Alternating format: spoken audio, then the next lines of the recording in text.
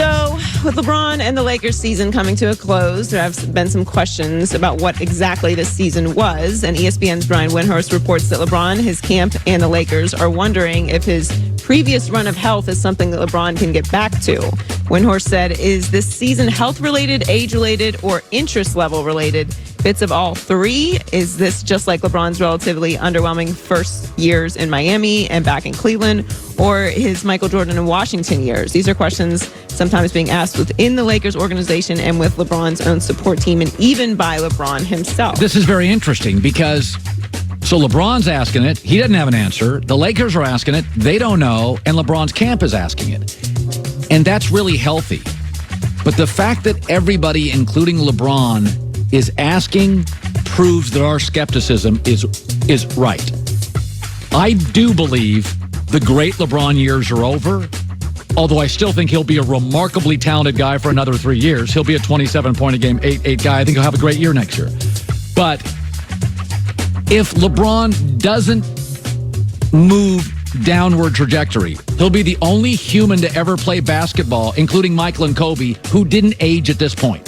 No, he's aging. It's the same thing that's going to happen with Tom Brady at some point. There's going to be some sort of decrease in athleticism and skill. It's just, as much as we'd love to believe that this is going to last forever, it's not.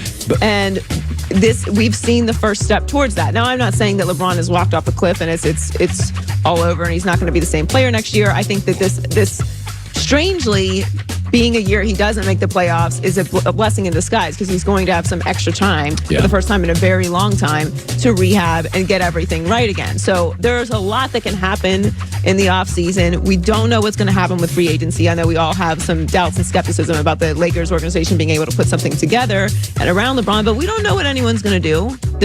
There's a million different scenarios that could change the future of this organization in the next couple years. But I think the feeling around the Lakers and how everyone is looking at it is clearly realistic. Yeah, and we have to be careful about Brady. Quarterbacks in the NFL, even the guys I know like Aikman now and Drew Bledsoe who are in their 40s, they can still throw it. A quarterback can throw forever. Oh, no, I'm not comparing the two. It's basketball. Clearly, and the amount of work that LeBron does when he's out there, it's not comparable. It's not comparable. A basketball player needs his legs, the cardio. Tom Brady and Phillip Rivers and Drew Brees can masquerade a lot with a good offensive line, with a really good coaching. They don't get hit, and those guys can throw till they're 49 years old. No, it's not comparable. The only reason I compare the two is because we've been talking about the demise of Tom Brady for forever. Well, I haven't, but people every year is like, oh, this is the last year Tom Brady's going to be able to do what he does, and then he continues. I don't want to do the same thing with LeBron, is all I'm saying. And I do think he's going to have some extra time to rehab. Yeah. He's had an incredible health history, so we'll see what happens. So Kevin Durant is obviously one of the best pure scorers in the league, and after notching the most efficient shooting night of his career by going 12 of 13 from the field and to 28 points against the Grizzlies, Durant reveals he's been charting his shots since 2009.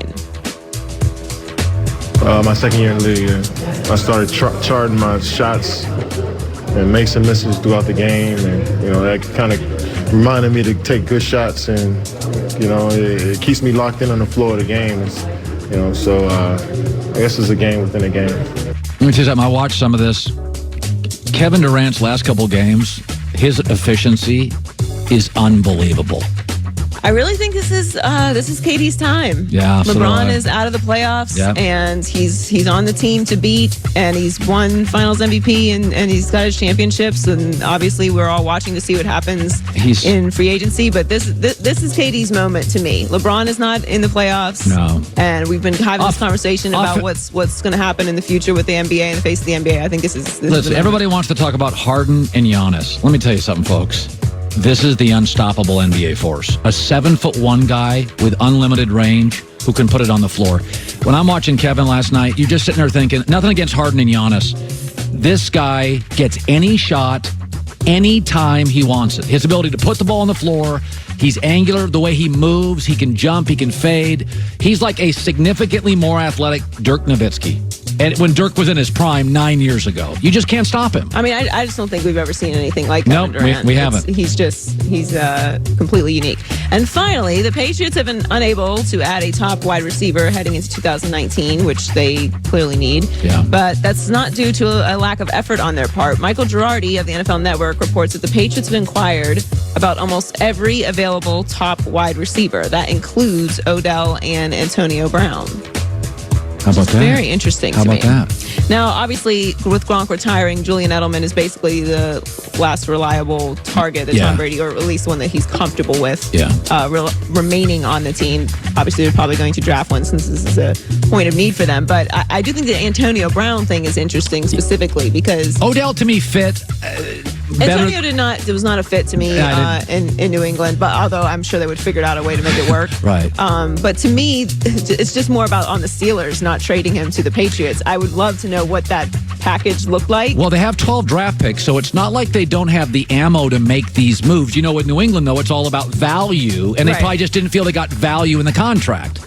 Or maybe the Steelers were like, it doesn't matter what you offer us, we're not giving you Antonio Brown. No, I get that. No, I totally... Which makes sense. But I wonder what it is, though, because I do wonder if the Patriots were like, we'll give you a first-round pick, even though that's very un-Patriot-like. Yeah. I wonder...